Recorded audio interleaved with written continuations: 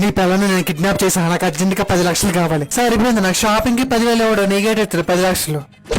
అన్నా నీ తమ్ముడులా అంటున్నాడు అనుకుని కొంచెం డబ్బులు తగ్గించన్నా. అస్సలు తగ్గించకన్నా, ఇదే అమ్మని కిడ్నాప్ చేస్తే 10 కాదు 20 ఇస్తాడు. నా దగ్గరికి వచ్చేసరికి బేరాలు ఆడుతున్నాడు. అరే వారితో మాట్లాడుతుంటే నువ్వు నీకు ఇన్వాల్వ్ అవుతున్నావే. నాకు మీ ఇంట్లోకి గొడవ అయితే నన్నే నోరు మూసుకుంటావుగా, ఇది కూడా ఇంతే. అన్నా ఏదో చేసి నీకు డబ్బులు తీసుకొస్తలే. ఇదిగో నాకు కొన్న గోల్డ్ కానీ తాకట్టు పెట్టి ఉంటే నీకు బాగొచ్చు చెప్తున్నా. ఒరే నువ్వు దీంతో కాపర్ పెట్టా చేస్తున్నావురా. చూడు సిస్టర్, కాసేపు నోరు మూసుకో. మీ ఆయన డబ్బులు ఇవ్వగానే నేను వదిలేస్తా. మా ఇంట్లోనే నా మొగుడి ఇంట్లో అక్కడ నీ దగ్గర కూడా నేను నోరు మూసుకోలే. నీ కాలు ముక్కుతో అక్క కాసేపు కాముండే. అన్న నేను ఒక అరగంటలో నీ లొకేషన్ డబ్బులు తీసుకొస్తా. అరగంట కాదు 2 గంటలు తీసుకురా. ఎందుకు?